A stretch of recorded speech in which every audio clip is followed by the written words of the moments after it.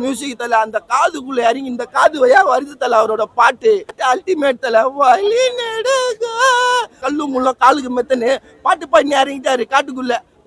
வாத்தியாரு தல கடைசியில அவரை சாவடிச்சுட்டாங்க. அதான் ப்ரோ, இப்போ இல்லாதவங்க இருக்கவங்களாம் பிரித்து பார்க்கல. முன்னெல்லாம் அவங்களாம் அங்கே வரக்கூடாது அப்படின்னு இல்லாத எல்லாரையும் சவிசமாக. இப்போ டியூஷன் இப்போ பாடம் எடுக்கிறீங்க, இப்போ எங்களையும் சவிசமாக குறைச்சி எடுப்பீங்களா அப்படின்னு கேட்குறாங்கல்ல. அதெல்லாம் இப்போ எல்லாருக்கும் ஒரே உரிமையை கொடுக்கணும்னு நினைக்கிறாங்க. அதான் படம் பெட்டராக இருந்துச்சு. மெயின் கேரக்டரே அவர் எல்லாருக்கும் மோட்டிவேட் பண்ணுவார், எல்லாரையும் சரி சமம் தான். இப்போ பண்ணையாருங்கன்னா பெரிய வசதி இருந்தால் தான் அவங்களுக்கு மதிக்கணும்லாம் இல்லை, எல்லாருமே ஈக்குவலாக தான் பார்க்கணும் அப்படின்றது. இப்போ எல்லோரும் ஒன்றா தான் இருக்கோம், ஒரு நாள் சாதம் போகிறோம். அதே ரத்தம் தான் எதுக்கு பிரித்து பார்த்துக்கிட்டு பணம் வசதி கேஸ்ட் எல்லாம் அதுக்கப்புறம் தான் வந்துச்சு. எல்லாம் முதல்ல இப்போ மனுஷங்களாம் ஆட பணம் அதில் எங்கேருந்து வந்துச்சு, அதுக்கப்புறம் தானே வந்துச்சு, எல்லாம் உருவாக்கப்பட்டது தான். அதில் நல்லா நடிச்சிருந்தாங்க. சூர்யா தான் ஃபஸ்ட்டு போலீஸ்காரங்களாம் இருந்தாங்க. அவர் என்ன தான் ஒரு போலீஸ் ஸ்டேஷனாக இருந்தாலும் அவங்க பக்கம் அவங்க வேறு வழியில் பேசியிருந்தாலும் அவங்க பக்கம் போகாத அவர் ரொம்ப நல்லதுக்காக தான் நடிச்சிருந்தார். அவர் ரொம்ப நல்லவர், அவர் ஏன் அப்படி பண்ணுறீங்க அப்படின்னு விஜய் சேது பக்கம் நின்னார் கடைசி வரைக்கும். அவர் நேர்மைக்கு நின்னார். அதான் படம் சூப்பராக இருக்குண்ணா. பார்ட் 1 மாதிரி தான் இருக்குது, பார்ட் 2வும். அதில் அதை விட இதில் நிறைய விஷயம் பேசியிருக்காங்க, போல்டாக பேசியிருக்காங்க. இது அதான் வாத்தியார் கேரக்டரில் வந்திருக்காரு.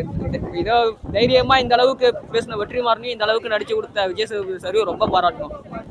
மஞ்சூரி கொஞ்சம் நேரம் கொஞ்சம் ஃபர்ஸ்ட் ஹாஃபில் கொஞ்சம் நேரம் வருவாங்க, செகண்ட் ஹாஃப் அப்புறம் கிளைமேக்ஸ் கொஞ்சம் நேரம் தான் வருவாங்க. இருந்தாலும் அவங்களோட கேரக்டரும் பவர்ஃபுல்லாக தான் இருந்தது. எல்லாமே ராவாக தானே இருந்தது. அதான் அந்த ஃபைட் சீன் இதுக்காக மட்டும்தான் இது ஏ சர்டிஃபிகேட் கொடுத்துருக்காங்க. எல்லாரும் சமம், அவ்வளோதான். எல்லாரும் சமம், அவ்வளோதான். அதான் ப்ரோ பார்ட் 1ல பார்த்தோம்ல அதே இது குமரேசன் கேரக்டர் தான். இருந்தாலும் முன்னாடி வாத்தியார் பற்றி தெரியாமல் ஒரு மாதிரி அவங்களுக்கு பிடிச்சி கொடுக்குறது, போலீஸை பிடிச்சி கொடுக்குறது அந்த மாதிரி பண்ணியிருப்பாரு. இது யார் வாத்தியார்னா யாருது அப்படிங்கிறது முழுசாக தெரிஞ்சுக்கிட்டு பண்ணி கொடுத்துருக்காரு. அது நம்ம சொல்ல நம்ம குறை சொல்கிற அளவுக்குலாம் ஒன்றுமே கிடையாது. பழைய இளையராஜாவை பார்த்த மாதிரி இருக்கு. பழைய அந்த மாதிரி மியூசிக் கொடுத்ததுல இங்கே தேட்டரில் கேட்கறதுக்கு சூப்பராக இருக்குது. நம்ம ஹெட்ஃபோனு இந்த மாதிரிலாம் கேட்குறத தேட்டரில் பார்க்கறதுக்கு சூப்பராக இருக்குது. எல்லாருமே பார்க்கலாம். நம்ம இந்தியாவுக்கு எப்படி விடுதலை கிடைச்சதோ, 1980 நம்மளுக்கு எப்படி விடுதலை கிடைச்சதோ விடுதலை அதெல்லாம் கேட்காத. விடுதலை நம்மளுக்கு கிடைச்சதா இல்லையா, அது போலதான் இந்த படத்துல நம்மளுக்கு விடுதலை பத்தி சொல்லியிருக்காங்க. ஒவ்வொரு சீனியும் நம்மளுக்கு எப்படி விடுதலை என்ன விளக்கன்னு அவங்க அழகா சொல்லியிருக்காங்க. என் வேலையில 1000 ரூபாய் கொடுத்தாவா 100 ரூபாய்க்கு என்ன வேலை வாங்குறான். அதுக்கு நான் சூப்பர்வைசர் மேனேஜரை வன்மையா கண்டிக்கிறேன். ஏன்னா இந்த படத்துல அந்த அளவுக்கு அவங்க உன்னிப்பா எனக்கு சொல்லியிருக்காங்க. உன் வேலையில நீ என்ன பண்ணணும், எந்த அளவுக்கு புரட்சி எடுக்கணும்னு. அதுதான் இந்த படத்துல புரட்சி எடுக்கணும். ஏன்னா இப்ப நான் பேசுறது எதுக்கு, ஒரு புரட்சி. உங்க வேலையில உங்களுக்கு 100 ரூபாய் கொடுத்தா அவன் 1000 ரூபாய் சம்பாதிக்கிறான். அதுதான் இந்த படத்துல சொல்றாங்க. நீங்க புரட்சி எடுத்தாதான் இந்த சமுதாயம் நல்லா வரும். அதுதான் விடுதலை. நம்ம இந்தியா தேசத்துல விடுதலை பத்தி அவங்க சொல்லியிருக்காங்க. இதெல்லாம் வாத்தியாரு தல கடைசியில அவரை சாவடிச்சுட்டாங்க தல. சாவடிச்சு ரொம்ப கஷ்டப்படுத்திட்டாங்க தல. ரொம்ப மனசு கஷ்டமாயிடுச்சு. அடுத்து 3வது பாட்டுல சூர்யா காட்டுக்குள்ள இறங்கிக்கிறாரு. கல்லு முள்ள காலுக்கு மெத்தனு பாட்டு பண்ணி இறங்கிட்டாரு காட்டுக்குள்ள. ஏன்னா 3வது பாட்டுக்கு வராரு தல. இளையராஜா மியூசிக் தல அந்த காதுக்குள்ள இறங்கி இந்த காது வழியா வருது தல அவரோட பாட்டு. அப்படியே பாட்டு அல்டிமேட் தல. வழி நெடுக அப்படின்னு ஃபர்ஸ்ட் பாட்டுல போட்டாரு, 2வது பாட்டுலயும் போட்டாரு பாருங்க. அருமையான பாட்டு. அப்படியே மியூசிக்கை கேட்கறதுக்கு நம்மளுக்கு ஒன்றும் ரொம்ப அருமையா இருக்கு படம். அந்த பாட்டு ஞாபகம் வரல தல, வந்தா நான் பாடுவேன் தல. தினம் தினமே காட்டுக்குள்ளன்னு வருது தல பாட்டு.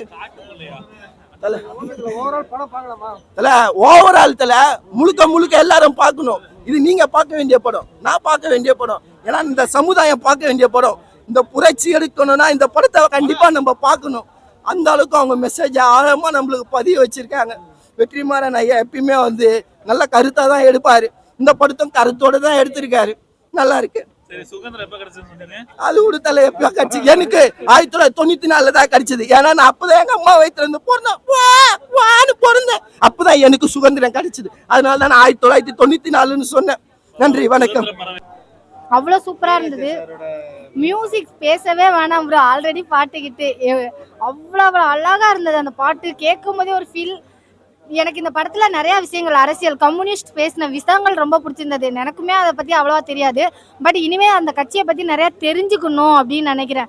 படம் முழுக்கவே ரொம்ப அழகான ஒரு அரசியல் யதார்த்தமான ஒரு சமுதாயத்தை பத்தி ரொம்ப தெளிவா பேசியிருந்த மாதிரி இருந்தது. இவ்வளவு அழகா பேச முடியுமா? ரெண்டாவது விஷயம், ஆதிக்க வர்க்கம் அப்படின்னு சொல்லிட்டு ஜாதி ஒடுக்குமுறையை பத்தி ரொம்ப தெளிவான ஒரு விளக்கம் கொடுத்திருப்பாங்க. மஞ்சு வாரியர் கடைசியா ஒரு விஷயம் சொல்லியிருப்பாங்க. எனக்கு அந்த படத்துல ரொம்ப பிடிச்ச விஷயம்னா, இந்த நீங்க நீங்க என்ஜாய் பண்ற சண்டையா இருக்கட்டும் இல்ல போனஸா இருக்கட்டும், இது எல்லாமே நீ உருவாக்கி கொடுத்தது. ஆனா நம்மளோட குடும்பம் என்ன நிலைமையில இருக்கு அப்படிங்கறத ஒரு கேள்வியை வந்து ரொம்ப தெளிவாவே கேட்டிருப்பாங்க. டோட்டலா ஒரு அரசியல் நினைச்சிச்சுன்னா ஒரு கட்சியை எந்த அளவுக்கு மாத்த முடியும், எந்த அளவுக்கு இது பண்ண முடியுங்கிறத ரொம்ப தெளிவா கட்டுனாங்க. சொல்லவே முடியாது ப்ரோ. அவார்டை விட வேற ஏதாவது ஒண்ணு இருந்துச்சுன்னா அவர் கையில கொடுத்துடலாம், அந்த அளவுக்கு ஒரு ஃபீல் இருந்தது. இல்ல அவர் உண்மையிலே இறந்துருந்தாதான் எனக்குள்ள ஒரு ஃபீல் இருந்தது. என்னன்னா, அவரை இறக்காம விட்டுருந்தோம்னா நம்மளுக்குள்ள அந்த ஒரு உணர்வு வந்திருக்காது. அதிகார வர்க்கம் எந்த லெவலுக்கு போகுங்கிறத நம்மளால உணரவே முடியாம போயிடும். நம்ம கிட்ட இருந்து போனவங்களே சில பேர் வந்து அதிகாரத்துல உட்காரும் போது வேற மாதிரி ரியாக்ட் ஆக ஆரம்பிச்சிடறாங்க அப்படிங்கிறத தெளிவா காமிச்ச மாதிரி இருந்தது அந்த இடத்துல. ரொம்ப யதார்த்தமான நடிப்பு. நான் அதான் சொல்றேனே, நடிப்பு, அந்த ஸ்கிரீன் பிளே. எனக்கு இந்த படத்துல ரொம்ப பிடிச்சதுன்னா டைலாக். ஒரு கேள்வியும் ஏதோ ஒரு விஷயத்த நம்மளுக்குள்ள ஞாபகப்படுத்துற மாதிரியே இருந்தது. அரசியல் பேசுனதுங்கிறத தாண்டி எனக்கு இந்த படம் முழுக்கவே ஒரு கட்சி அமைப்பா மாறுது, அமைப்பு இயக்கமா மாறுது. இயக்கம் வந்து பாத்தீங்கன்னா உங்களுக்கு முழுக்க வந்து பாத்தீங்கன்னா ஒரு போராளியா மாறுறாங்க. போராளி எப்படி தீவிரவாதியா ப்ரொஜெக்ட் பண்றாங்க, அதுக்கப்புறம் அதை கைவிட நேரத்துல மக்கள் ஏதாவது கேள்வி கேட்பாங்களோங்கிறதுக்காண்டி அரசியல் ட்ரிகர்ஸ்லாம் நிறைய இருக்கும்ல, அதெல்லாம் பண்ண மாதிரி இருந்தது. அவரோட கையாளல் வந்து நம்ம சொல்றதுக்கு சீரியஸா நான் அந்த ஏஜ்ல எனக்கு அனுபவம் இருக்கான்னு தெரியாத அளவுக்கு இருக்கு.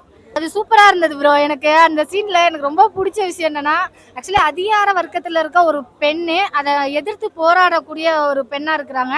அந்த இடத்துல நீ பைத்தியம் முடிச்சிச்சு சாப்பிடவா அவனையெல்லாம் அப்படின்னு சொல்லும் போது, நீ என் சோத்துல வசத்தை வச்சிட்டேன்னா எனக்கு பாசமான அன்பானவர்கள் கொடுத்த மாட்டுக்கறியை நான் சாப்பிட்டு வந்துட்டேன் அப்படின்னு சொன்ன விதம் எனக்கு ரொம்ப பிடிச்சிருந்தது. உண்மையிலே நல்லா இருந்தது அந்த சீன்.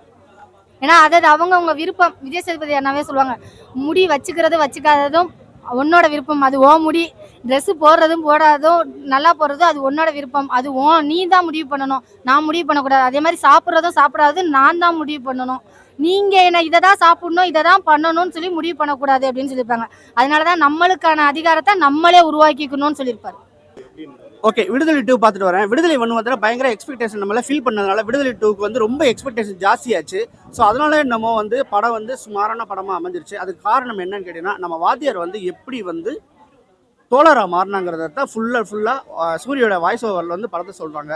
அதனாலே கொஞ்சம் கிரிப்பு குறைஞ்சது மாதிரி தான் ஃபீல் ஆகுது. ஏன்னா அவருடைய வாய்ஸ் ஓவர் அந்த போலீஸ் வேனில் வரும்போதே வந்து வாய்ஸ் ஓவர் பண்ணுறதுனால கொஞ்சம் கிரிப் குறைஞ்ச மாதிரி இருக்குது. ஆனால் ஓவராலாக கண்டிப்பாக பார்க்கலாம். வெற்றிமாறனோட கேமரா கேப்டன் பிரபாரன் மாதிரி விளாண்டுருக்காப்புல ரொம்ப அருமையாகவே இருக்குது. சூப்பராக பண்ணியிருக்காங்க.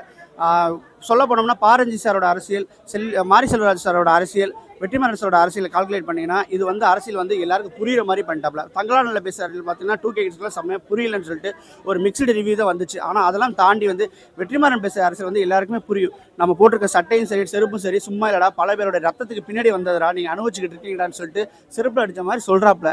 நிறைய படங்கள் பார்த்தீங்கன்னா லவ் சப்ஜெக்டில் நிறைய படம் வந்து பார்த்துக்கிட்டு இருக்கோம், ஆக்ஷனில் நிறையா பார்க்குறோம், க்ரைமில் சைஃபை படம் இந்த மாதிரி பார்த்துக்கிட்டு இருக்கவங்களுக்கு மத்தியில் வந்து ஒரு அருமையான ஒரு புரட்சி படத்தையும் பாருங்கடான்னு சொல்லிட்டு மூளையை வந்து சொரிஞ்சு விட்டுருக்காரு. கண்டிப்பாக நிறைய இடத்துல வந்து யோசிக்க வச்சுட்டாப்புல. அடுத்த சீன் அப்படியே மாறி போயிடுது, யோசிச்சுக்கிட்டே இருக்கோம் படத்தை. அந்த மாதிரி தான் பண்ணியிருக்காங்க. அதே சொல்கிறேன்ல, நம்மளுக்கு முன்னாடி ஆண்டவங்களும் சரி, இப்போ ஆண்டுகிட்டு இருக்கிற சரி, ஆளை போகிறவங்களும் சரி, தத்துவத்தின் அடிப்படையில் வந்து நீங்கள் ஆளுங்க, எங்களை தத்துவம் இல்லாமல் வாழாதீங்க. அதான் 4 நாற்காலியில் வந்து வேற ஒருத்தவங்களுக்குலாம் 4 கால் இருக்குன்னு சொல்லிவிட்டு அவங்களுக்காண்டி சப்போர்ட் பண்ணி பண்ணாதீங்க, முறையாக பண்ணுங்கிற அரசியலை வந்து ரொம்ப தெளிவாகவே சொல்லியிருக்காப்புல. அது புரியுது, விஜய் சேதுபதி சொல்கிறதுனால எல்லாருக்குமே புரியும். மியூசிக் ஒன் அளவுக்கு இல்லை. செகண்ட் பார்ட் வந்து பார்த்தீங்கன்னா அந்த அளவுக்கு வந்து சுமாராக தான் இருக்குது படம். சாங்கும் சரி, பேக்ரவுண்ட் ஸ்கோரும் சரி, அந்த மாதிரி இருக்குது. ஒருவேளை யூத்தான ஒரு பையன் போட்டிருந்தோன்னா இந்த படத்தை வந்து வேற லெவலில் கொண்டு போயிருப்பாங்க. ஏன்னா ஒரு பீரியட் படம்ங்கிறதுனால அந்த டைமுக்கு அவர் தான் கனெக்ட் ஆச்சு போல இருக்குது. ஸோ அதை போட்டு எடுத்துருக்காங்க. வழக்கம் போல் வந்து வெற்றிமாறனுக்கு வந்து சூப்பர் மியூசிக் டைரக்டர்னா ஜிவி போட்டிருந்தோம்னா இந்த பேக்ரவுண்ட் ஸ்கோரை வந்து வேற லெவலில் பண்ணிக்கலாம். அவர் சாங்ஸ் இந்த மாதிரி பண்ணியிருக்கலாம்னு நினைக்கிறேன். ஆனால் வந்து இந்த பீரியட் படங்களால அவங்கள யூஸ் பண்ணியிருக்காங்க. ஃபைட்லாம் ரொம்பலே செம்ம ஆக்ஷனு. அதாவது அந்த காலத்தில் எப்படி ஃபைட் பண்ணாங்களோ அந்த லிமிட்டில் வந்து இருக்காங்க. சும்மா கட்டி தூக்குறது அது இதெல்லாம் இல்லாமல் அந்த என்ன பண்ண முடியுமோ அதை கரெக்டாக பண்ணியிருக்காங்க. இல்லை கிடையாது. எப்பவுமே சரி, நம்ம பிரியாணி நல்லா சாப்பிட்டோம், அதுக்கு அடுத்து கொஞ்சம் எக்ஸ்ட்ரா ரைஸ் வாங்கினோம்னா அது வந்து தட்டிடும். அது மாதிரி இதோட நிறுத்திக்கிறது தான் நல்லதுன்னு நினைக்கிறேன். 10க்கு வந்து 8.2 கொடுக்கலாம். படம் ஓவரால் ஒன் டைம் கண்டிப்பாக வாட்சபிள். கண்டிப்பாக ஃபேமிலி டான்ஸ் வந்து பார்க்கலாம். அந்த ஏ சர்டிஃபிகேட்டை பார்த்துட்டு வராமலாம் இருக்காதீங்க, கண்டிப்பாக வரலாம். வன்முறை தான். போலீஸ் தரப்புல இருந்து மக்களை வந்து கொடுமைப்படுத்துறாங்க, அதில் வன்முறை. இவங்க புரட்சி சைடில் இருந்து பார்த்தீங்கன்னா போலீஸை வந்து வன்முறைப்படுத்துறாங்க, அதனால வர வன்முறை தான். ஆமாம், அதனால தான் ஏ சர்டிஃபிகேட். நம்பி வாங்க, கண்டிப்பாக சொல்கிறேன், உங்களை மோசலிக்க வைக்காத படம். விடுதலை 2 நல்லா இருந்தது. ஒரு மஸ்ட் வாட்ச் ஃபிலிம் அப்படின்னு சொல்லுவேன். அதுவும் யங்ஸ்டர்ஸுக்கு இன்னுமே வந்து சஜஸ்ட் பண்ணுற மூவி. படம் நல்லா இருக்குது. விடுதலை 2 எல்லாருமே பார்க்க வேண்டிய படம் அப்படின்னு தான் வந்து சொல்லுவேன். ஏ ரேட்டட் அந்த ஏ சர்டிஃபிகேட் கொடுத்ததுனால வந்து நிறைய பேர் வந்து பார்க்கலாமா வேணாமா அப்படின்லாம் தோணும். பட் நான் சொல்கிறேன், கண்டிப்பாக போய் பாருங்கள். சின்ன பசங்க, ரொம்ப சின்ன பசங்க அப்படின்னா அவாய்ட் பண்ணலாம். ஆனாலுமே ஒரு 15 வயசு தாண்டிட்டாங்க அப்படின்னா பசங்க இந்த படத்தை பார்த்து தான் ஆகணும். ஏன்னா நிறைய கண்டென்ட் இருக்குது. இந்த பாலிடிக்ஸ்னா என்ன அப்படின்றது வந்து சூப்பராக சொல்லியிருக்காங்க. இப்போ இருக்க யங்ஸ்டர்ஸுக்கு பாலிடிக்ஸ்னா என்ன, அதோட டீட்டெயிலிங் வந்து தெரியல. அப்படி இருக்கிற யங்ஸ்டர்ஸ் இந்த படம் பார்த்தாங்கன்னா ஒரு நல்ல ஒரு கண்டென்ட், நல்ல ஸ்டப்ஸ் எடுத்துகிட்டு போவாங்க. எல்லாமே படத்தில் வந்து சீன்ஸாக இருக்கட்டும், டைலாக்ஸாக இருக்கட்டும், நீங்கள் சொன்ன விஷயங்களாக இருக்கட்டும், இது எல்லாமே மக்களுக்கு புரிய வைக்கணும் அப்படின்னு எடுத்திருக்காங்க. அப்படி புரிய வைக்கணுன்ற ஒரு விஷயத்த வந்து நம்மளும் அதை வந்து ரிசீவ் பண்ணி அதை எடுத்துக்கிட்டால் இன்னும் பெஸ்ட் நினைக்கிறேன். அதான் படமே வந்து ஒரு மாதிரி விண்டேஜ் இதில் வந்து எடுத்துகிட்டு போயிருப்பாங்க. அந்த கலர் கிரேடிங்காக இருக்கட்டும், எல்லாமே வந்து ஒரு விண்டேஜ் ஃபீலில் கொண்டு போயிருப்பாங்க. அப்படிப்பட்ட ஒரு ஃபிலிமுக்கு ராஜா சாரோட மியூசிக்காக இருக்கட்டும், பேக்ரவுண்ட் மியூசிக்காக இருக்கட்டும், அது எல்லாமே நல்லா தான் இருக்குது. இப்போ நம்ம வந்து பாரஞ்சித், வெற்றிமாறன் அப்படின்னா அவங்க என்ன சொல்கிறாங்க, அவங்க என்னென்ன ஸ்டெப்ஸ் வந்து சொன்னாங்க அப்படின்றத பற்றி பேசணும். ஆனால் நீங்கள் வந்து எதுவுமே எக்ஸ்பெக்ட் பண்ணாமல் பாலிடிக்ஸாக ஒரு இதுவாக கொண்டு போயிருக்காங்களா, இதெல்லாமே மனசில் போடாதீங்க. எனக்கு நல்லா படம் பார்க்க பிடிக்கும் அப்படின்னா அப்போ நீங்கள் போய் படம் பாருங்கள். மற்றபடி பாலிடிக்ஸை திணிக்கணும் எல்லாம் திணிக்கல, என்ன நீங்கள் தெரிஞ்சுக்கணுமோ அதை வந்து சொல்லியிருப்பாங்க.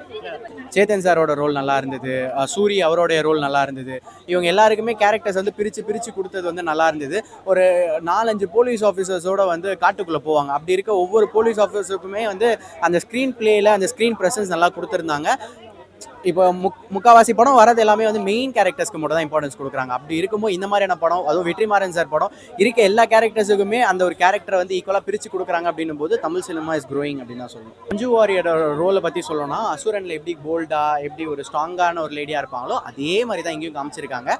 இங்கே அவங்க ஹேர் ஸ்டைல் மட்டும் கொஞ்சம் சேஞ்ச் இருக்கும். அந்த ஹேர் ஸ்டைலுக்குமே ஒரு கதை வச்சுருப்பாங்க. அது ஆடியன்ஸ் போய் பார்க்கும்போது அவங்களுக்கு நல்லா கனெக்ட் ஆகும். பார்ட் 3க்கான லீட்லாம் இல்லை, ஆனால் ஒரு ப்ராப்பரான ஃபினிஷிங் இருந்தது. நிறைய படத்துக்கு வந்து இன்ட்ரோ நல்லாயிருக்கும், இன்டர்வல் நல்லாயிருக்கும், ஆனால் ஃபினிஷிங் கிளைமேக்ஸ் நல்லா இருக்காது. கிளைமேக்ஸ் மேற்கொண்டு அந்த லாஸ்ட் சீன், லாஸ்ட் ஃப்ரேம் வரையும் நல்லா வச்சுருந்தாங்க.